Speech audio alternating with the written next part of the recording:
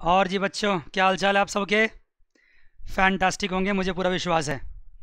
पिछले क्लास में मैंने आपकी पहली क्लास ली थी फर्स्ट चैप्टर की, मैक्रो इकोनॉमिक्स का, और उसमें मैंने आपको सबसे मेन टॉपिक जो कराया था वो था difference between micro and macro. काफ़ी अच्छी बात हुई थी। आज की क्लास की क्या टॉपिक है, आइए लिखते हैं। सबसे पहले टॉपिक लिखिए, क्लास नंबर सेकेंड आज, और टॉपिक लिखिए। देखिए, हर पॉइंट को अगर ढंग से समझेंगे ना, तो फिर देखना कुछ दिनों के बाद कितना अच्छा लगेगा मैक्रो, आपको बहुत मज़ा आएगा। लेकिन अगर भाग भाग के समझने की कोशिश करोगे, तब तो मैं क्या कहूँ आपको, तब तो बिल्कुल भी आपको मज़ा नहीं आने वाला है, कुछ नहीं समझ पाएंगे आप। आइए आज का टॉपिक देखिए, class 2, scope and significance of macro economics. क्या इसका फ़ायदा है और क्या क्या काम इसमें होने वाला है। टॉपिक है आज का स्कोप एंड सिग्निफिकेंस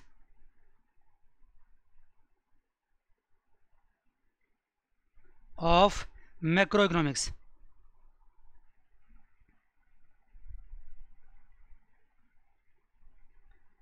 क्या स्कोप है, क्या सिग्निफिकेंस है, ये सारी बात आज आपकी होगी, आपके साथ होगी। एक एक करके पॉइंट लिखते जाते हैं और डिस्कस करते जाएंगे। सबसे पहला पॉइंट लिखिए।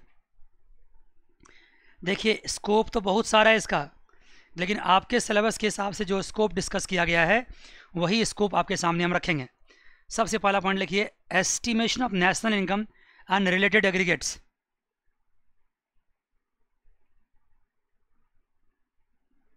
एस्टिमेशन ऑफ नेशनल इनकम, आप भी साथ साथ लिखते जाइएगा, नोट बन जाएगा थोड़ा सा। Income and related aggregates. Estimation of national income and related aggregates क्या मतलब है, देखना। अभी अभी इसके बारे में ज़्यादा बात हम नहीं करेंगे, क्योंकि इस टॉपिक पे तो एक कंप्लीट चैप्टर ही दिया हुआ है, तब तो हम बात करेंगे ही। मतलब इसमें है क्या सर, फिर भी थोड़ा थोड़ा बता दो। नेशनल इनकम हम निकालते हैं, क्या होता है सर ये? भाई बताओ, तुम्हारे घर की इनकम तुम्हें पता है ना? अगर मान लो तुम्हारे घर में 1 लाख रुपये मंथली इनकम आता है, तो 12 महीने में कितना इनकम आता है? 12 लाख रुपया। मेरे घर में भी कुछ ना कुछ इनकम आना आता ही होगा खाने पीने के लिए, लाइक, नहीं जी? तो इस तरह से इनकम आते हैं। तो हमारे घर की इनकम, तुम्हारे घर की इनकम जैसे हम निकालते हैं, ये निकालना थोड़ा आसान होता है। ऐसे पूरे हिंदुस्तान की, पूरे कंट्री की इनकम निकालना चाहते हैं हम। पूरे कंट्री की इनकम क्या होगी, इसको क्या बोलेंगे हम? National income. पूरे कंट्री की इनकम को क्या बोलते हैं? National income. और कंट्री का इनकम निकालना थोड़ा सा डिफिकल्ट टास्क है, ये जब चैप्टर आएगा तो आपको हम समझाएंगे। रिलेटेड एग्रीगेट्स का मतलब क्या हुआ सर? नेशनल इनकम के साथ साथ कुछ और भी चीज़ निकालते हैं, इससे जुड़ता हुआ चीज़। बहुत सारे पॉइंट्स हैं, लगभग समझ लो 20-21 कैलकुलेशन होता है जो करते हैं, उन सबको रिलेटेड एग्रीगेट्स कहा जाता है। कभी भी ये पॉइंट अलग से नहीं पूछा जाएगा एग्जाम में, क्योंकि नेशनल इनकम अकाउंटिंग करना अलग से चैप्टर है ही, और वो आएगा ही आएगा, मैं कराऊंगा ही। तो मैं सेकंड पॉइंट पे चलता हूँ। अब सेकंड पॉइंट देखिए, theory of employment. Theory of employment, ये भी आपका मैक्रो इकोनॉमिक्स में डिस्कस होता है। क्या सर, क्या डिस्कस होता है? हमारे पूरे कंट्री में लेबर फोर्स क्या है? सबसे पहले तो पॉपुलेशन होता है। पॉपुलेशन क्या है? पॉपुलेशन से पता चलता है लेबर फोर्स कितना है। लेबर फोर्स से पता चलता है कि उसमें से एम्प्लॉयड कितने हैं, उससे पता चलता है अनएम्प्लॉयड कितने हैं। हम अनएम्प्लॉयड के बाद पता चलता है कि उसका रीजन क्या है। ये सारी बातें डिस्कस होती है, ये सारी बातें मैक्रो इकोनॉमिक्स में डिस्कस होती है, सब कुछ डिस्कस होता है मैक्रो इकोनॉमिक्स में। इसमें अलग अलग थ्योरीज भी है, अभी आपको जरूरत नहीं पड़ेगा, लेकिन फिर भी मैं लिख देता हूँ। क्लासिकल थ्योरी अलग है। आप सही कह रहे हो कि ये जो टॉपिक मैं बोल रहा हूँ ना, ये ग्रेजुएशन का, ये आपको जरूरत नहीं पड़ेगा, ऐसे लिख देता हूँ। इसमें किनीशियन थ्योरी भी है। किनीशियन थ्योरी ग्रेजुएशन का नहीं है, ये आपके सिलेबस का है। तो जब इसके बारे में बात करेंगे तो फिर देखना अपने आप इसके बारे में डिस्कशन होगा। तीसरा पॉइंट आइए, तीसरा पॉइंट मैक्रो इकोनॉमिक्स क्या करता है सर? Theory of money. आप थोड़ा छोटे होंगे लेकिन याद होगा आपको, डिमोनेटाइजेशन याद है? जो डिमोनेटाइजेशन हुआ था याद है? वो क्या था? उसमें क्या हुआ था? सबके हाथ से क्या किया था? मनी चेंज करवा दिया गया था। पुराने मनी जमा करो, नए मनी ले जाओ। सरकार ने ऐसा की थी, आरबीआई के हेल्प से की थी। उसका भी बड़ा इकोनॉमिक्स पे बहुत इसका असर पड़ा। अच्छा या बुरा असर पड़ा ये बात तो अलग डिबेटेबल है, ये मैं नहीं कहना चाहता हूँ। लेकिन मनी भी बहुत ही इंपॉर्टेंट पार्ट है इकोनॉमी का। ये सारी बातें मनी में डिस्कस होगी। मनी का डिमांड क्या है, मनी का सप्लाई क्या है, मनी का क्रिएशन कैसे होता है, आरबीआई का क्या रोल है, रेपो रेट क्या है, ये सब बात होगी। रिवर्स रेपो रेट क्या है, ये सब बात होगी। अभी तो मैं सिर्फ पॉइंट बता रहा हूँ कि मनी। ठीक, तो ठीक है बच्चे, यहाँ तक बात हो गई थ्योरी ऑफ मनी का। ये सब बातें अपने टाइम पे होगी, सब बातें होंगी। ये भी मैक्रो इकोनॉमिक्स का पार्ट है। फोर्थ पॉइंट भाई है theory of general price level.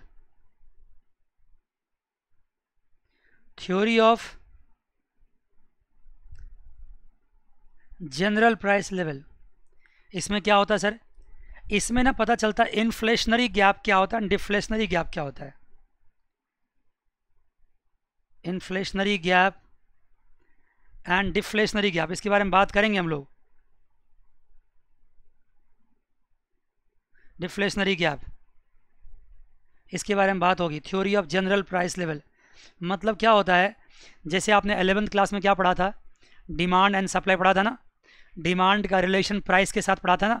तो सिमिलरली यहाँ भी क्या होगा? यहाँ पे भी प्राइस लेवल डिसाइड होगा। 11th क्लास में हमने पढ़ा था माइक्रो में, तो वहाँ किसी पर्टिकुलर प्रोडक्ट की प्राइस की बात होती थी।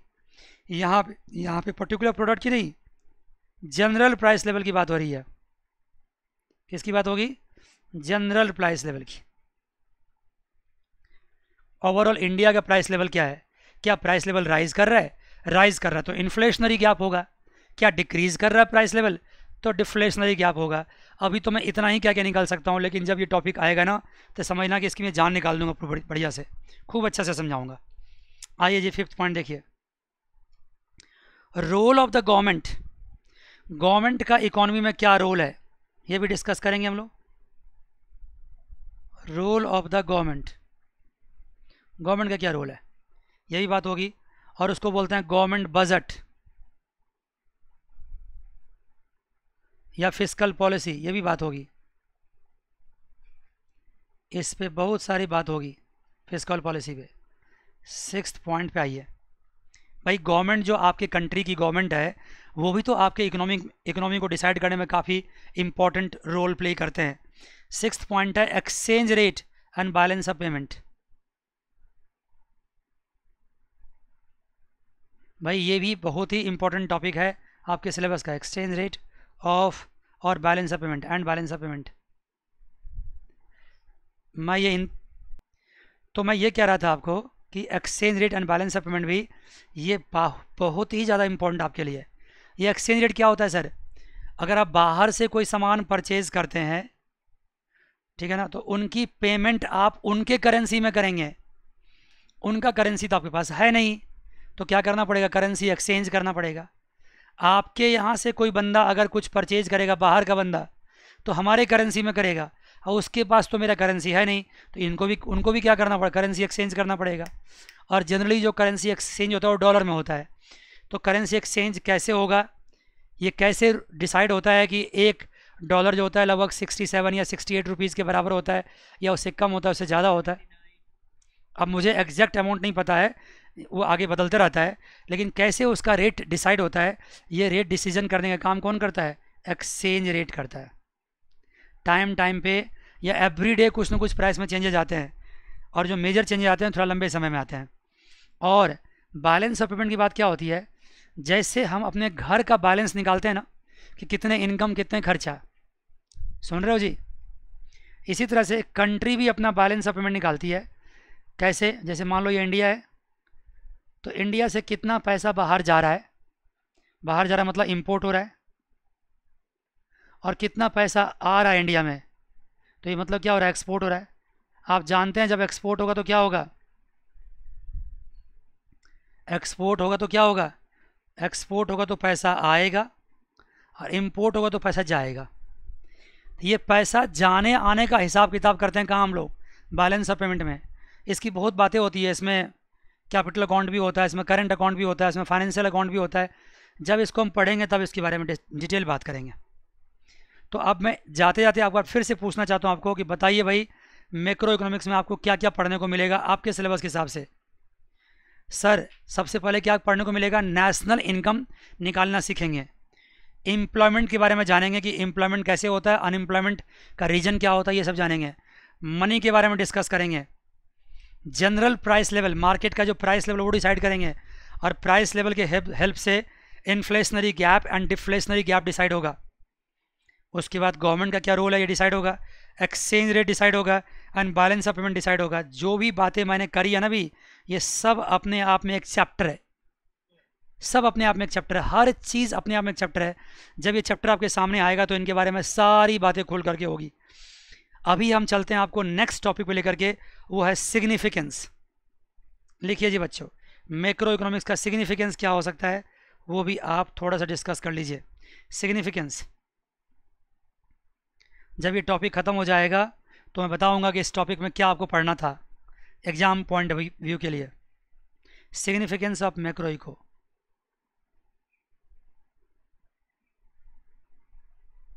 Significance of macro eco. ठीक है बच्चा, देखो जी सबसे पहला सिग्निफिकेंस लिखो, फिर मैं एक एक करके डिस्कस करते जाऊंगा। सबसे पहला point, description of economy.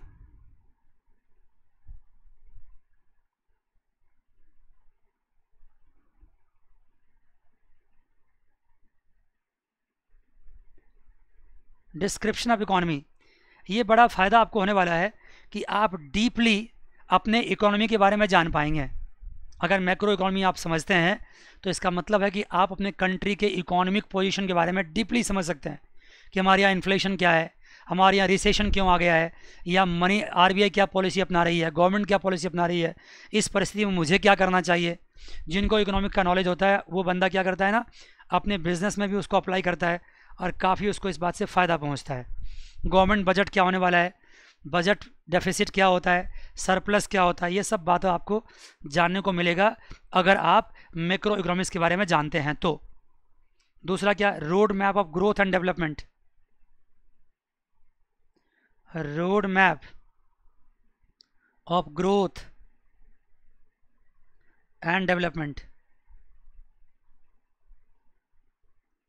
Road map of growth and development क्या मतलब हुआ इसका पता है? Road map of growth and development इसका मतलब हुआ, देखो अगर आप अपने इकोनॉमी के बारे में डीपली जानते हो कि मेरी इकोनॉमी की क्या समस्या है, तो फिर क्या हो सकता है कि आप अपने इकोनॉमी के लिए एक रोड मैप तैयार करोगे, एक रास्ता तैयार करोगे कि आने वाले समय में मुझे कौन कौन से ऐसे स्टेप्स लेने पड़ेंगे जिनसे हमारे कंट्री में क्या हो, ग्रोथ हो। और ग्रोथ होगा तो फिर साथ साथ क्या होगा, डेवलपमेंट होगा। तो ये ग्रोथ एंड डेवलपमेंट का रोड मैप तैयार करने से पहले आपको उसके बारे में डीपली जानना होगा, बीमारी का पता करना पड़ेगा, तभी आप बना पाएंगे। और ये वही कर पाएगा जो जिस इंसान को मैक्रो इकोनॉमी का नॉलेज है। इसलिए मैं आपको इसके सिग्निफिकेंस में सिखा रहा हूँ चीज़ को आपको। तीसरा पॉइंट लिखिए, इकोनॉमिक स्टेबिलिटी।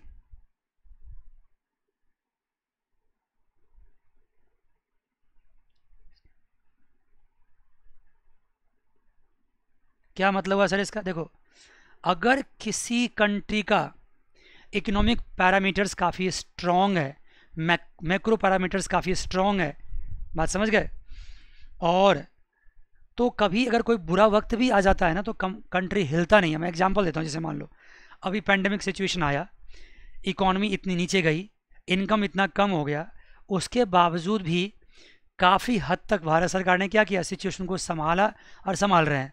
मैं ये नहीं कह रहा हूँ कि सिचुएशन ख़राब नहीं हुआ है, ख़राब हुआ है और ख़राब होगा भी, और लेकिन फिर भी क्या हुआ है, काफ़ी हद तक संभाला गया है।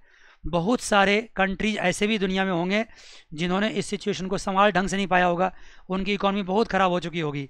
और बहुत सारे कंट्री ऐसे भी, हाँ जब बहुत सारे कंट्री ऐसे भी हैं, बहुत सारे कंट्री ऐसे भी है जिनकी इकॉनमी पे बहुत ज़्यादा असर नहीं पड़ा होगा, कि काफ़ी रिच कंट्री है। लेकिन इंडिया में क्या बीच बीच का सिचुएशन है, बुरा वक्त भी आया लेकिन इतना नहीं आया कि हम बस अब क्या करें, सड़क पे खड़ा हो जाएं। संभाल लिया। क्यों ऐसा संभाल लिया? क्योंकि हमारे जो इकोनॉमिक पैरामीटर्स थे पिछले कई साल से वो बहुत संभले हुए थे, हमारे पास रिजर्व्स भी थे, हमने संभाल रखे थे, हमने उटपटांग कोई हरकत नहीं कर रखी थी, हमने अननेसेसरी बहुत सारे स्टेप्स नहीं ले रखे थे। तो अगर हमारे पैरामीटर सही हैं तो हम बुरे वक्त में उसको क्या कर सकते हैं, संभाल सकते हैं, और उसी को बोलते हैं इकोनॉमिक स्टेबिलिटी। आपका पोजीशन क्या रहेगा, स्टेबल रहेगा। नेक्स्ट पॉइंट पे आ जाओ, फोर्थ पॉइंट पे। फोर्थ पॉइंट है आपका बैलेंस ऑफ पेमेंट स्टेटस। आजकल खूब सुनते होगे आप, याद है आपको, सुनते होगे चाइना की समस्या के बारे में सुनते होगे कि चाइना जितना हमको सामान बेचता है उसके कंपैरिजन में हमसे बहुत कम खरीदता है। मतलब यूँ कह लो कि जितना वो मुझे एक्सपोर्ट करता है उसके बराबरी में हम उसको इंपोर्ट नहीं कर पाते हैं। मान गए जी? तो क्या होता है कि हमारे यहाँ से ज़्यादा पेमेंट वो ले जाता है, उतना पेमेंट मेरे पास आता नहीं है, तो फिर क्या होता है, बैलेंस ऑफ पेमेंट क्या होता है, डेफिसिट रहता है वहाँ पे। चाइना के साथ हमेशा ट्रेड डेफिसिट रहता है, और उस ट्रेड डेफिसिट के बारे में अगर आपको पता है तो आप कुछ ना कुछ ज़रूर स्टेप लेंगे कि लॉन्ग टर्म में ये ट्रेड डेफिसिट कम से कम बैलेंस तो हो, सरप्लस नहीं भी हो। तो शुरुआत में तो आपका स्टेप ये होता है कि भाई डेफिसिट कम हो, मतलब अगर वो मेरे यहाँ हमारे यहाँ एक्सपोर्ट कर रहा है तो कुछ हम भी उसके यहाँ एक्सपोर्ट करें, सो दैट कि मनी का लेन देन क्या हो, बैलेंस हो। लेकिन अगर मान लो एकदम से नहीं हो पाता है तो आप ट्राई तो करोगे कम से कम। तो यही बात है, चाइना का मैंने एक एग्जांपल दिया था, लेकिन दुनिया के जितने भी कंट्री है उस कंट्री से हमारे यहाँ सामान आता भी है, हमारे यहाँ से सामान जाता भी है। हम ये ज़रूर कोशिश करते हैं कि इंपोर्ट एक्सपोर्ट कम से कम बराबर हो, तो बैलेंस ऑफ पेमेंट की स्टेटस क्या रहेगी, बनी रहेगी। तो जिनको मैक्रो इकोनॉमिक्स के बारे में डीपली पता है, जो मैक्रो इकोनॉमिक्स पढ़ता है, वही बैलेंस ऑफ पेमेंट के स्टेटस को समझ सकता है। तो बैलेंस ऑफ पेमेंट स्टेटस कैसे निकालेंगे, क्या करेंगे, ये बात तो हम पढ़ाएंगे आपको इस चैप्टर में। लेकिन अभी मैंने इसको क्या रखा है, सिग्निफिकेंस में रखा है, क्योंकि ये मैक्रो इकोनॉमिक्स के सिग्निफिकेंस के अंदर आता है। EX मतलब एक्सपोर्ट हुआ, IM मतलब इम्पोर्ट हुआ। आइए जी बच्चे, फिफ्थ पॉइंट पे आइए। Fifth point, problems of poverty and environmental pollutions. Problems of poverty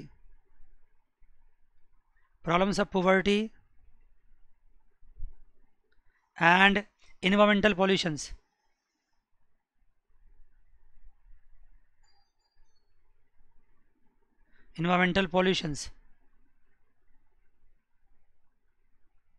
देखो, अगर मैक्रो इकोनॉमिक्स के बारे में आपको जानकारी है, आपने पढ़ रखा है, आपको समझ है, तो मैक्रो इकोनॉमिक्स के हेल्प से आप ये भी फ़ायदा उठा सकते हो। क्या सर? आप अपने कंट्री की पॉवर्टी को भी क्या कर सकते हो, सॉर्ट आउट कर सकते हो, दूर कर सकते हो, और साथ साथ आप अपने कंट्री के इन्वायरमेंटल पॉल्यूशन को भी सुधार सकते हो। हालांकि इन्वायरमेंटल पॉल्यूशन को हम सुधार पाएंगे इस बात में मेरा ज़्यादा फेथ नहीं है, क्योंकि मैंने देख रखा है, कई सालों से मैं नोटिस कर रखा है कि जो हमारी इकोनॉमिकल ग्रोथ होती है उस ग्रोथ का पॉल्यूशन के साथ तालमेल ठीक नहीं है, वो सिंक नहीं है, उसके साथ लिंक नहीं है। इसके वजह से लोग क्या करते हैं, अपनी फैक्ट्री लगाने के लिए या प्रोडक्शन करने के लिए या काम करने के लिए, इनकम कमाने के लिए पॉल्यूशन का बिल्कुल भी ख्याल नहीं रखते हैं, और जितना वो कमा कर नहीं लाते, जितना कमा करके वो समाज को फ़ायदा नहीं पहुंचाते, उससे ज़्यादा वो पॉल्यूशन बढ़ा करके क्या करते हैं, समाज का नुकसान कर देते हैं। इसका बेस्ट एग्जाम्पल अभी ले लो आप। अभी देखो हमारी इकॉनमी कितनी डाउन है ना, बताओ। हमारी इकॉनमी डाउन है, प्रोडक्शन कम है, सारे सर्विसेज कम पड़े हुए हैं, तो कितनी प्रॉब्लम्स आ रही है। यस सर, आ रही है प्रॉब्लम। लेकिन एक अच्छी बात इसमें क्या दिख रही है, हालांकि मैं बहुत मुश्किल से कह रहा हूँ कि अच्छी बात, वो अच्छी बात यह है कि आप अगर दिल्ली का ही एग्जांपल ले लो तो पॉल्यूशन लेवल क्या हो गया है, पॉल्यूशन लेवल कम नहीं है, बिल्कुल नॉर्मल पे आ चुका है। कम की बात तो छोड़ो, नॉर्मल पे आ चुका है। अगर आप अपने किसी सीनियर्स लोगों से पूछोगे तो वो कहेंगे हमारे 20-25 साल, 30 साल पहले, 40 साल पहले जो सिचुएशन थी उस तरह का पॉल्यूशन लेवल आ गया है 20-30 साल पहले का। हालांकि 20-30 साल पहले तो दिल्ली में पॉल्यूशन लेवल का सिचुएशन ज़्यादा सुधरा हुआ नहीं था, मैं बहुत पहले की बात कर रहा हूँ, उस तरह का सिचुएशन आ गया है। पानी भी साफ़ होने लगे, रिवर्स के वाटर साफ़ हो गए हैं, एयर क्वालिटी क्लीन हो गई है। तो आप देखो ना, इसका मतलब साफ सी बात है कि अगर मेरे यहाँ इंडस्ट्री बंद हुआ है तो पॉल्यूशन सुधर गया है, पॉल्यूशन की मामला क्या हुआ, कम हो गया है। अब फिर जब कभी आने वाले समय में इंडस्ट्री अगर बढ़ेगा, काम चालू होगा, तो पॉल्यूशन की फिर से प्रॉब्लम आ जाएगी। इसका साफ मतलब है कि हमारे यहाँ जो प्रोडक्शंस हो रहे हैं वो प्रोडक्शंस पॉल्यूशन के साथ मिल करके उसको, उस प्रॉब्लम को एड्रेस करते हुए नहीं हो रहा है। पॉल्यूशन की चिंता ही नहीं कर रहा कोई इंसान, जाए ज़िंदगी गए तो गए, कम से कम हमें क्या करना, प्रोडक्शन करनी है, कमानी है, मौज करने हैं। आने वाली जनरेशन के लिए क्या होगा कोई फ़र्क नहीं पड़ता है। क्योंकि जो बंदा मतलब 50-60 साल का फैक्ट्री लगा रखा है, 50 साल 55 साल, वो तो किसी तरह से अपनी ज़िंदगी काट ही लेगा।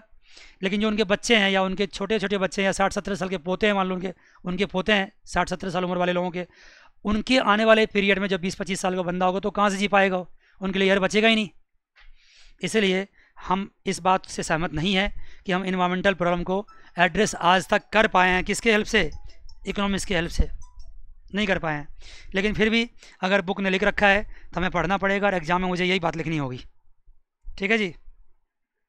आगे नेक्स्ट पॉइंट आपका पॉलिसी फॉर्मुलेशन। इसका मतलब क्या होता है सर? इसका मतलब होता है आप मैक्रो इकोनॉमी का ध्यान रख करके पॉलिसी बना सकते हैं। अब देखो ना, अभी मैं आपको इसी का एग्जांपल देता हूँ, क्योंकि इस एग्जांपल पे ना ये कोरोना वायरस के पीरियड में सबसे ज़्यादा मैक्रो इकोनॉमिक्स में ही फ़र्क पड़ा है, माना हमारी इकोनॉमी में ही फ़र्क पड़ा है। इसलिए बहुत बेस्ट एग्जांपल अभी दिमाग में आते हैं। अभी आपने देखा होगा कुछ दिन पहले प्राइम मिनिस्टर आए थे टीवी पे और उन्होंने क्या कहा कि हमने एक इकोनॉमिक पैकेज निकाला है, हाँ समथिंग करोड़ का निकाला उन्होंने। फिर उन्होंने क्या किया, जितने पुअर लोग थे उनको उन्होंने जो BPL कार्ड होल्डर्स हैं उनको उन्होंने क्या किया, खाने वाने चावल वावल फ्री दिया, कई महीने तक फ्री दे रहे हैं, फ्री राशन दे रहे हैं। तो ये सब जो पॉलिसी बनाते हैं, ये सब पॉलिसी कैसे बनता है, उनके दिमाग में कैसे आता है कि ये काम करना चाहिए? ये सारे पॉलिसी मैक्रो इकोनॉमिक्स वेरिएबल्स को ध्यान में रख के की जाती है। अगर गवर्नमेंट के लेवल पे बड़े बड़े इकोनॉमिस्ट वहाँ ना बैठे हों, उनको मैक्रो इकोनॉमिक्स वेरिएबल्स के बारे में ना पता हो, तो ये पॉलिसी फ्रेम नहीं हो सकेगा। फिर आपका सारा कारोबार क्या होगा? अटक जाएगा। तो इतने सारे बेनिफिट्स आपको इससे मिलने वाला था। किससे? मैक्रो इकोनॉमिक्स से। तो देखा आपने, मैंने इस पूरे चैप्टर को, इस इंट्रोडक्शन चैप्टर को, ये टॉपिक यहीं पे कंप्लीट हो चुका है, सिग्निफिकेंस वाला। अब मैं बताता हूँ कि मैंने लास्ट में इस चैप्टर को क्या किया है। इस पूरे चैप्टर को मैंने क्या किया, 3 टॉपिक्स में बांटा है इस चैप्टर को। कौन कौन टॉपिक था वो? एक था आपका 3 या 4 टॉपिक बांटा मैंने। एक था क्या, मैक्रो इकोनॉमी, ये पहला इंट्रोडक्शन चैप्टर जो था। अब मैं फिर बता दूंगा ना इसमें से कौन सा आपको करना है। एक तो बांटा मैंने इसका मीनिंग पे, कि मीनिंग ऑफ मैक्रो इको। दूसरा मैंने क्या बताया, इसका मैक्रो एंड माइक्रो का डिफरेंस। तीसरा क्या बताया मैंने, डिफरेंस। तीसरा मैंने क्या बताया आपको, scope and significance. Scope and significance.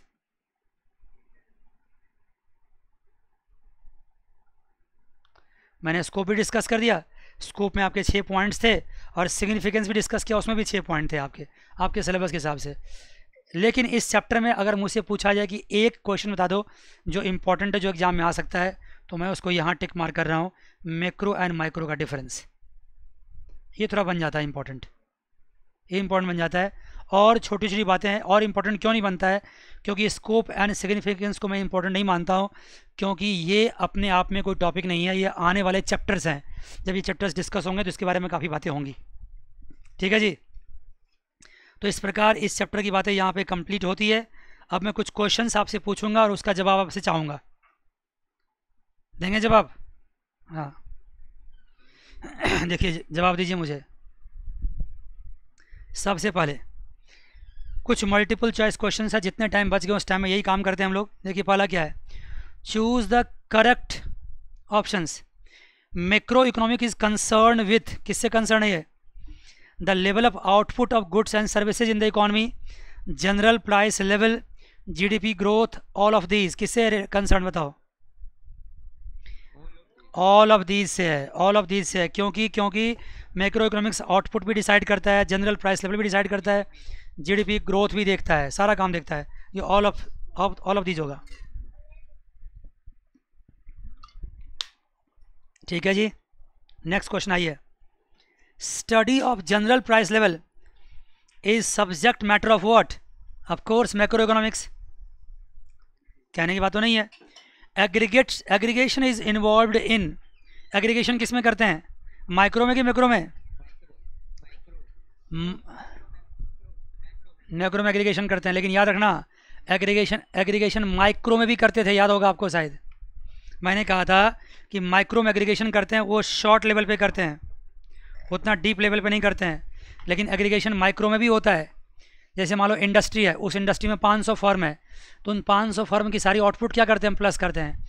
तो एग्रीगेशन जो होता है माइक्रो में भी होता है, मैक्रो में भी होता है, इसलिए यहाँ आंसर होगा बोथ ए एंड बी।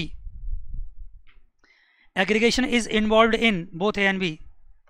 कौन सा पॉइंट हुआ? थर्ड का हुआ आपका सी आंसर। आगे है इकोनॉमिक एजेंट इंक्लूड्स। कौन कौन से इकोनॉमिक एजेंट है? गवर्नमेंट इकोनॉमिक एजेंट है, बताओ जल्दी से। ऑफ कोर्स है, अरे तुम भी बोलो यार, दूसरा बच्चा जो है गवर्नमेंट इकोनॉमिक एजेंट है। क्या कंज्यूमर इकोनॉमिक, हाँ क्या कंज्यूमर इकोनॉमिक एजेंट है? ऑफ कोर्स है, कंज्यूमर सामान ही परचेज करेगा तो कैसे होगा। क्या प्रोड्यूसर्स इकोनॉमिक एजेंट है? यस है। तो डी पॉइंट कहता है ऑल ऑफ दीज, तो मैं क्या ऑल ऑफ दीज करूं? ऑल ऑफ दीज करूं, ऑल ऑफ दीज करेंगे। अगला मनन बोलेगा, चलो मनन बोलो। Which of the following statement is associated with the general equilibrium analysis. General equilibrium analysis मतलब क्या होता है? देखो याद है पिछले क्लास में बात करी थी आपसे, आपने कहा था सर खूब ज़्यादा पढ़ा दिया आपने, इतना 11th में भी नहीं पढ़ा था जितना पढ़ा दिया कॉलेज का पढ़ा दिया। अरे भाई सारे क्वेश्चन पूछ रखा है, देखो ना, अगर मेरे दो क्लासेस को तुमने ढंग से पढ़ाना तो ये सारे क्वेश्चंस के आंसर आप दे पाएंगे। Which of the following statement is associated with the general equilibrium. बताओ जनरल इक्विलिब्रियम होता है एक शब्द, एक होता है पार्शियल इक्विलिब्रियम। पार्शियल किस में होता है? माइक्रो में, क्योंकि माइक्रो इकोनॉमिक्स क्या करता है? किसी पर्टिकुलर मार्केट का, किसी इंडिविजुअल का, किसी फर्म का, इसकी बात करता है। लेकिन जो मैक्रो इकोनॉमिक्स है वो ओवरऑल इकोनॉमी की बात करता है। तो general equilibrium analysis is the subject matter of what? Macro, macro का है। All the markets in the economy, सारे की बात कर रहा है। आइए जी बच्चों, कुछ fill in the blanks question है वो आपसे पूछते हैं। देखिए, aggregate demand is not a dash variable. Aggregate demand is not a, option है माइक्रो एंड मैक्रो। बताओ माइक्रो वेरिएबल है कि मैक्रो वेरिएबल है? मैक्रो वेरिएबल है, MACRO। इसका मतलब किसका वेरिएबल नहीं है? माइक्रो का नहीं है। हाँ, aggregate demand is not a micro variable, क्योंकि डिमांड का जो एग्रीगेशन करते हैं ना वो मैक्रो लेवल पे करते हैं। दूसरा question, dash is the related to the economy as a whole. Macro या मैक्रो? Macro, MACRO। थोड़ा बोलने में सिमिलरिटी लगती है, इसलिए मैंने MA बोल देता हूँ बार बार। Monetary and fiscal policy, monetary and fiscal policy of the government are a part of dash analysis. बताओ क्या बात करते हो? अभी जस्ट कुछ देर पहले बात की मैंने आपसे मॉनेटरी एंड फिस्कल पॉलिसी, अभी जस्ट 15-20 मिनट पहले बात की है। Monetary and fiscal policy is of the government are the part of macro economics analysis. हाँ जी, RBI क्या पॉलिसी बनाएगी या फिर गवर्नमेंट क्या पॉलिसी बनाएंगे, ये मैक्रो इकोनॉमिक्स का पार्ट है, ये माइक्रो का पार्ट नहीं है। ये बड़े लेवल की बात है तो मैक्रो में होता है। Monetary and fiscal policy the government are the part of, हो गई बात। From the view point of economy saving leads to what? Dash in aggregate demand. बताओ सेविंग होने से एग्रीगेट डिमांड बढ़ेगा या घटेगा? मनन बताओ क्या होगा? ज़्यादा सेविंग करने से एग्रीगेट डिमांड कम होता है। कल बता चुका हूँ मैं आपको, पैराडॉक्स ऑफ थ्रिफ्ट बताया था। अब देखो, अब आपको एक कसम है, आप झूठ नहीं बोल सकते, कसम दिया मैंने आपको। बताओ जितनी बातें मैंने कल बड़ी आराम से समझाया है उसी का नतीजा है कि आप इन सब क्वेश्चंस का आंसर दे पा रहे हैं। अगर आपको एक एक बातें डीपली नहीं बताया होता तो आप ये सब आंसर नहीं दे सकते थे। देखो सब्जेक्टिव बड़े बड़े क्वेश्चंस का आंसर लिखना मुश्किल काम नहीं होता है, लेकिन ऑब्जेक्टिव आंसर लिखना बहुत टफ काम होता है, क्योंकि ऑब्जेक्टिव में कुछ भी आ सकता है। ऑब्जेक्टिव नॉलेज, ऑब्जेक्टिव का आंसर आप तभी दे पाओगे जब आपको डीप नॉलेज हो।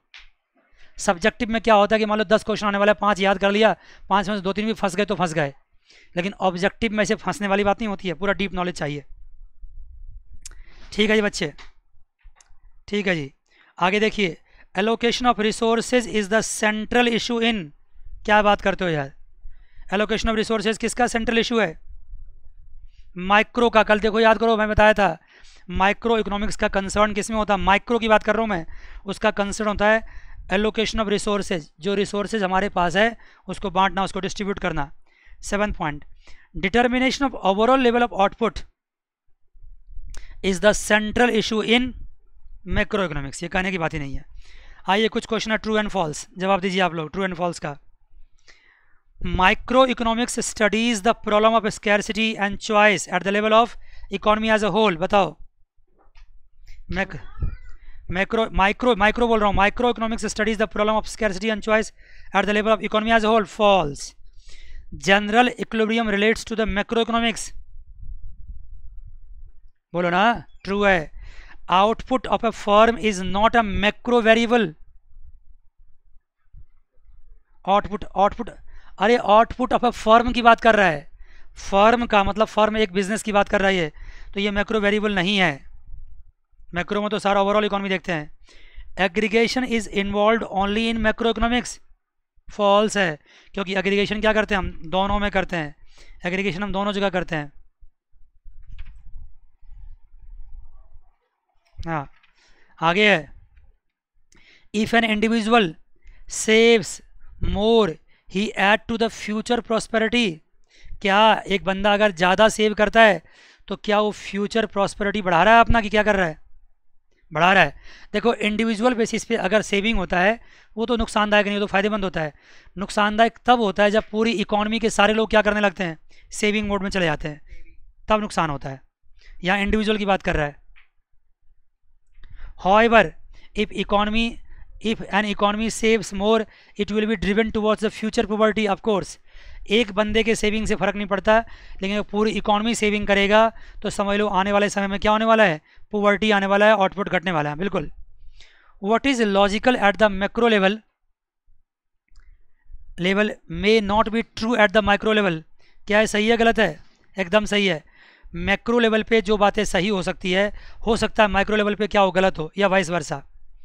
अ profit maximising firm is not an economic agent, कैसी बात करते हो, जो फर्म है, जो बिजनेस करता है, वो हमेशा क्या है, इकोनॉमिक एजेंट है, ऑलवेज इकोनॉमिक एजेंट है।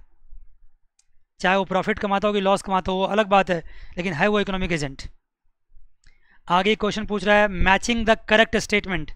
अब यही सेम चीज़ है, उसको कॉलम 1 कॉलम 2 में कर दिया, उसको मैच करने के लिए कहा गया है। सेम सवाल को डिफरेंट तरीके से पूछा जा रहा है, आप इसको मैच कर सकते हैं। आगे क्वेश्चन बनता है identify the correct sequence of alternative given in column second and match them with respective item in column first, ये भी आप कर सकते हैं। अगला सवाल शुरू होता है very short answer objective type question, उसमें डेफिनेशन सब है, what is micro, what is macro, give 2 examples of macro and all that. तो अब देखो, अब इतने सारे क्वेश्चंस अगर हम क्लास में डिस्कस करेंगे तो ये पॉसिबल नहीं है, फिर भी मैं कुछ क्वेश्चंस और बोलता हूँ, देखना।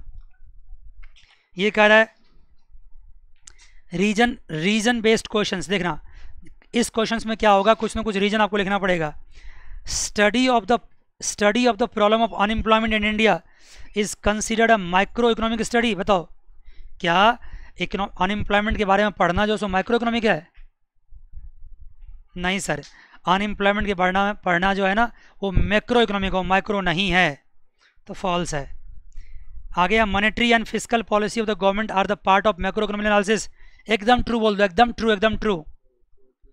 एक दो सेंटेंस उसमें लिख भी दोगे कि भाई जो मॉनेटरी पॉलिसी है वो लार्ज स्केल पे ली जाती है, फिस्कल पॉलिसी लार्ज स्केल पे, ये मैक्रो इकोनॉमिक्स में हो सकता है, और कंट्री एज अ होल ये पॉलिसी ली जाती है। ठीक है जी बच्चों, ये बात भी आपके सामने। तो ऐसे देखो, कल वाली क्लास जो थी ना बहुत ही जानलेवा क्लास थी, क्योंकि उस क्लास में जानलेवा मतलब पॉजिटिव सेंस में बोल रहा हूँ मैं, क्योंकि उस क्लास में मैंने इतनी सारी बात बताई कि उसके वजह से आज आप सारे क्वेश्चंस का आंसर क्या कर रहे हैं, दे पा रहे हैं। ठीक है जी, तो इस प्रकार ये चैप्टर आपका कंप्लीट होता है। आपसे मेरा रिक्वेस्ट है कि आप इसके क्वेश्चन आंसर कुछ करेंगे, और अगर कोई प्रॉब्लम होगी तो आप बिल्कुल वेलकम है, मुझसे कभी भी कुछ भी पूछ सकते हैं। ठीक है बच्चे, कोई दिक्कत तो नहीं है। आज के लिए बस इतना ही, अगली क्लास में फिर मिलेंगे। God bless you all. Take care. Bye bye and see you.